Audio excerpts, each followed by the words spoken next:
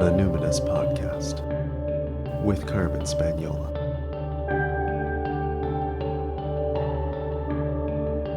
Hi there, and welcome to the Numinous Podcast, where we have interesting conversations with everyday folks about the mystery of life. This podcast is a complement to the Numinous School, an online intuition development course for people who want their self-awareness to serve a greater good. I'm your host, Carmen Spaniola, and this is the third part of a three-part series where I'm answering student questions, students at the Numinous School.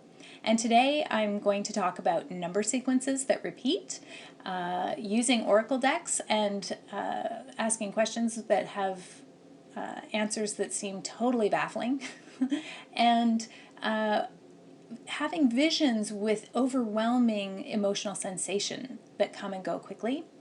And then the last question I'll be answering is, what is the most important trick of the trade I'd give to my students? So let's first talk about numbers presenting themselves repeatedly. Like, let's say you see 1, 2, 3, 4, or 2, 3, 4, or 1, 2, 3. How do you interpret when you see number sequences coming up frequently? Okay, so there's a couple things I want to say about this. Numerology is one of those fields that has many, many different traditions, but the first thing that will help is if you become familiar with the archetypal energy of the single-digit numbers, or actually even up to 10. So if I see a single number that's coming up many times, then it's very obvious. The energy, the archetypal energy of that number is relevant for me today. If I see a sequence that comes up, the first thing I usually do is add up the sequence to see what the single-digit number will be. So if you keep seeing 1, 2, 3, 4, you'd add those digits up, you'd get 10, and then you'd add 1 and 0 together and end up with 1. So the overall energy of the message would be the energy of number 1. So maybe it would be helpful for me to just say one quick thing about each of the single digit numbers. So 0 is associated with the circle, right? It's alpha and omega. It's eternity. It's the infinity. It's associated with God force or life force, chi. It also is associated with potential. It's what comes before what is manifest. Now, number 1 is where we get to manifest. It's about creation. It's positive. It's about strength. It's about self, right? I, 1. 2 is where we start to get relational. It's about each other. It's about harmony, partnership, alliances. It has a gentle eros about it. Its kind of love is more relational love, whereas the love energy associated with 1 is, universal. It's oneness, right? 3 is where we start getting more expressive. 3 has an optimistic, sociable, friendly, outgoing, exciting. It kind of has fiery energy to it. It, of course, is associated with Trinity, in the Christian tradition, it would be Father, Son, Holy Ghost, or faith, love, charity, that sort of thing. But 3 also has this fun, adventurous kind of energy about it as well. It's not a super serious kind of number. Whereas 4 is practical. 4 is about structure. It's about foundations. It's about being practical. It's solid, it's pragmatic, it has endurance. Now 5 is where we get a little more freedom. 5 is kind of detached. It's kind of independent. It likes the sensual aspects of life. It has a sensual relationship with the energy of life. It likes experiences. It's a pleasurable kind of number. However, what I will say is 5, I often, at least personally, every number has its sort of light and shadow attributes. I'm sort of focusing on the light, but I would say 5 almost equally has the energy of challenge, obstacles, reality kind of intruding, discord. There can be conflict and kind of restlessness that can be a bit irresponsible with 5.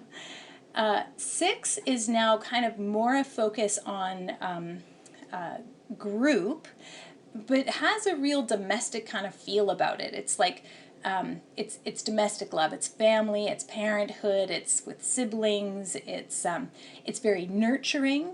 It's about balance, but also providing. It's about provision. It's very reliable, but there's a selflessness about it. 7 is a spiritual number, right? It's the number of spiritual awakening, of kundalini, of the chakra system. So it's a very mystical number. It's about sort of discernment and inner wisdom. It's very much associated with intuition and spiritual pursuits. 8 is connected with karma and life cycle. If you think of 8 as being similar to the infinity sign, it's very closely related to cycles. However, it also has a sense of experience to it. It's related to manifestation, and in many different cultures and traditions, it's related to wealth and abundance, and it's sort of the master manifestor number. And then 9, again, is a highly mystical spiritual number, but now, whereas 7 is more about personal evolution, 9 is more like a universal consciousness. It's oriented towards contribution to that which is greater than itself. It's more about the universal laws and divine intelligence. It's healing. It's global consciousness, global healing, cosmic consciousness. It's sort of the vaster sense of spiritual enlightenment. And then a double-digit number, but kind of completes nicely the set, is 10. 10 is a number that I will not always reduce, because 10 itself is associated with achievement, leadership. It has a powerful, again, that master manifestation, because it has arrived. It's quite individual and very closely connected to ultimate success.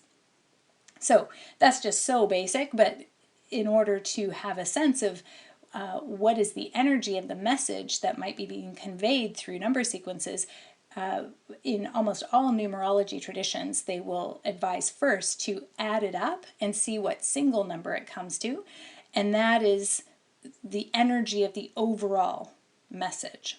Now, there are some numbers that you wouldn't necessarily reduce. There are 3 numbers that are known as master numbers that are repeating double digits. So master number 11, which is associated with intuition. It's the most sort of intuitive of all the numbers. It's, because it has repeating ones, it's very focused on one thing. So it's a great number for manifestation. The second master number would be 22. And because if you think 2 adds up to 4, 22 is often called the master builder number, because it's the one that's a real doer. It makes stuff happen. It takes those big dreams and concretizes them. So it's associated with success, really. And then master number 33 is the master teacher. It's oriented towards more the mental level. It's very knowledgeable. It's not as idealistic, say, as 11 or even 22. So here's what I would do if I was getting repeated 3 or more numbers in the same order every time. If I were to see a sequence of, say, 3 numbers, and they were always in the exact same sequence, so it wasn't just a combination of numbers repeating, but it was like 1, 2, 3, 1, 2, 3, kept coming up. And, and it comes up in all kinds of places. You look at your clock, you get, your bank balance on the receipt, or, you buy something, you purchase something, you start to notice, like, wow, that is uncanny, then, and at times it can be a little creepy. This happened to my younger brother, I guess almost a decade ago, which was how I started to get into numerology, because he felt like he was going crazy because he's a tracker. He's a guy who's always been calculating.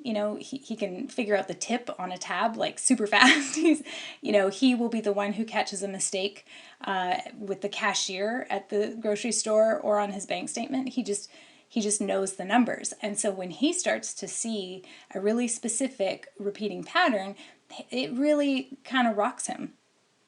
So here's one of the things that I started to do, and this would be sort of my second set of advice. So the first one is add up the digits to get the single one and see what the energy is. The second piece of advice would be to look at each number individually within the sequence. I would take the middle number. So in a 3-digit sequence, I would take the middle number and I would represent that as what is going on for me right now. This is my main focus. This is the sort of meat of the message. The first number I would consider the context or the background, what has been occurring up to now, but is sort of the outgoing, the ending cycle.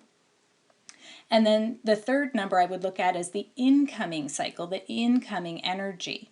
And the way that I came up with this sort of rule of thumb, this little technique, was because it became very obvious that the only person who can really tell you what the numbers mean is you. You have to go inside and use your own intuition to discern what will be the best method for me. So, you could do that through meditation. You could do that through, trying several different modalities over a period of time. Maybe you look at numerology. Maybe you see you consult a psychic. Maybe there's all different kinds of things you could do. I lifted this from working with tarot. 3-card spreads are often sort of past, present, future. So that in itself, the number 3 having kind of this, it's the first that is like a pattern, right? And it's interrelated. If you think of 3 stones, let's say you threw them down, when they relate to each other, if they fall in kind of a line, it's like, yes, one thing follows another. But often what will happen is if 3 stones fall on the ground and you look at them, it's hard not to perceive a triangular relationship between them. So they're kind of inward facing, and there's some kind of interdependence or reliance on each other. So those 3 numbers repeating have some kind of relationship between them. So it makes sense to me to read them in that kind of order. You may have your own relationship with the number 3 and it'll make sense to you in a different way. So yeah, I would learn the archetypal energy of the numbers. Then I'd use your intuition to come up with a system that you're going to try out a few times and make notes in your spiritual journal. You should have one journal where you make notes of all of your spiritual experience. Every numinous experience, every transcendent experience should all go in the same journal, not in your diary that's chronological. If they're all in the same journal, you can see the bigger patterns better when you flip back through. Lots of things happen that we think are so impactful and we'll always remember them, and then, they're gone, right? But when you look back in your spiritual journal, having it all in one place becomes a reference tool for you. Now, the last thing I would do is, or the last piece of advice about number sequences I want to give you is, many people will say it feels like the universe is sort of trying to communicate with you. Number sequences are actually frequently called angel numbers. And I think that the idea of an angel number, for me anyway, is really more useful, because the point is that the universe is like winking at you, right? And the fact that you're becoming aware that you're being communicated with, I think is the most important thing, because in the moment that you recognize a sequence, suddenly you are being pulled out of your conscious mind, pulled out of your sort of narrow perception, and suddenly remembering the vastness of your soul. You're remembering that you are part of a larger pattern. And this archetypal pattern is unfolding miraculously, and you are part of it. And when you start to see these repeating number sequences, it reminds you that you are playing a part in the greater unfoldment of the cosmos. And so it's the awareness that you are part of the pattern that is the message. And so, yes, you start going through the world, you're noticing these sequences, and of course you're going to ask, what does it mean? So certainly, make note of what was the last thought you had before you saw that. Who were you talking about? Who were you with? What were you thinking at the moment that you became aware of that repeated sequence? Because yes, it's possible that it's about something in your outer world, but I bet there's a very good chance it's more about connecting you with your inner world and the vastness of what goes on in your soul. This also brings us to the notion of synchronicity. And when you develop a sensitivity for synchronicity, you start to develop a deeper faith as well and trust in the larger unfoldment of the universe. Because, synchronicity reminds us that there is a greater pattern even if we can't interpret what for. And there's a great story of one of Carl Jung's colleagues, student and then colleagues, wrote about approaching him at the end of the day in his office, approaching Carl Jung, and they were having a discussion about printing a paper from one of their colleagues who had passed on. So it was a posthumous publication. And the student was arguing for it, and Carl Jung was arguing against it. And he was obviously getting really impatient and kind of done with the conversation, wanted to go home for the day, so he looked at his watch. And he stopped and said to a student, "Wait a second, what time do you have?" And the student said 5:35. And Carl Jung said, "Wow, that's interesting. I just took my watch to the watchmaker. I picked it up. It completely had a beautiful tune-up and was working perfectly at the beginning of the day. But now it's saying that it's 5:05. So you have the correct time, and I have the incorrect time. I'm behind the time.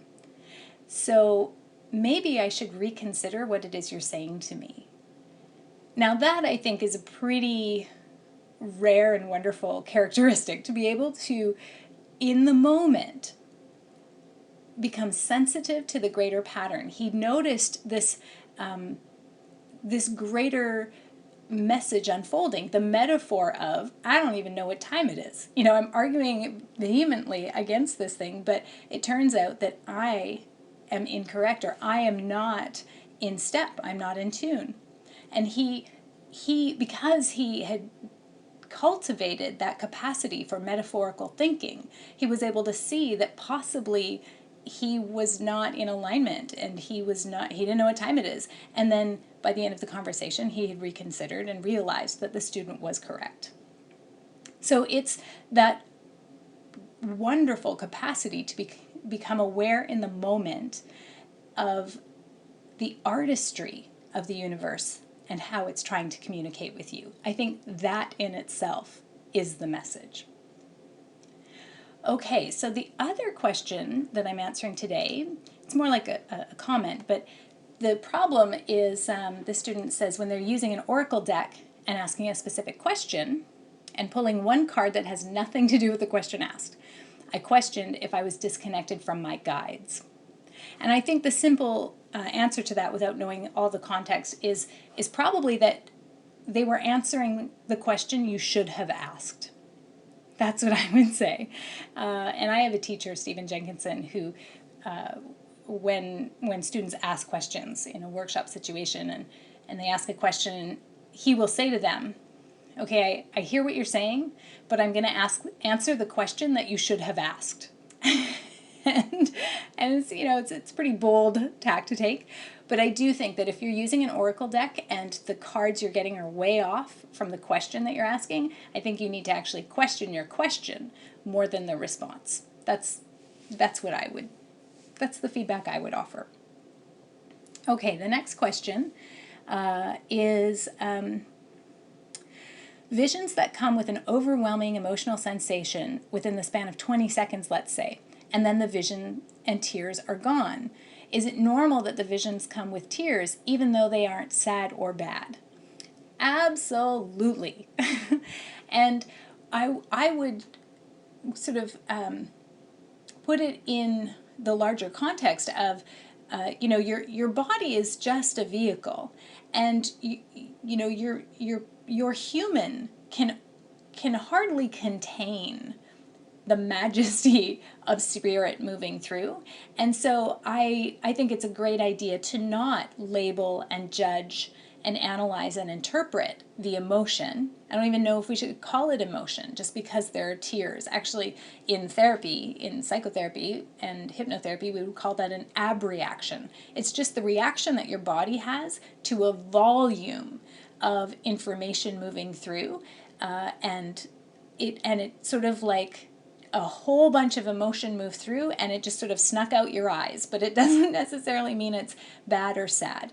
So what I would say is that, you may want to practice going into deeper states of trance for a longer period of time, so that you're not as surprised or overwhelmed. However, you don't necessarily want to, it's not a bad thing that you necessarily want to train out of yourself. I am a total leaky faucet when I'm working with people, and I shouldn't say frequently, but it's not uncommon for me to have a situation where I'm reading for somebody and all of a sudden I'm overcome with awe at the beauty of their soul. And that is what we call a numinous experience. I can't articulate it. I can't explain it. It's not happy or sad. It's just awe. And if you think about what is physically happening to you when you experience awe, you freeze, your mouth drops open, the blood rushes out of you, your heart might beat faster, and it may be that you start to cry. Everything just starts to flow, right, into different places. And that happens when you're afraid, too, so it's easy to mix them up. So I would say don't worry and fear not. You can handle it. It's a beautiful thing and such a gift to be a vessel for all of that humanness coming through with spirit at the same moment. And the last question I'm going to answer today is, what is the number one most important trick of the trade you'd give your students on intuitive development? And actually, I would just be repeating what I said on last week's show about trust. When it comes to trust, no one can teach us how to trust. No one can give us the courage to say yes to our life rather than say no, or I'm not sure. What I know is the universe is sure about you. And the universe is sure balancing a lot that I can't even imagine. So how about trusting in that?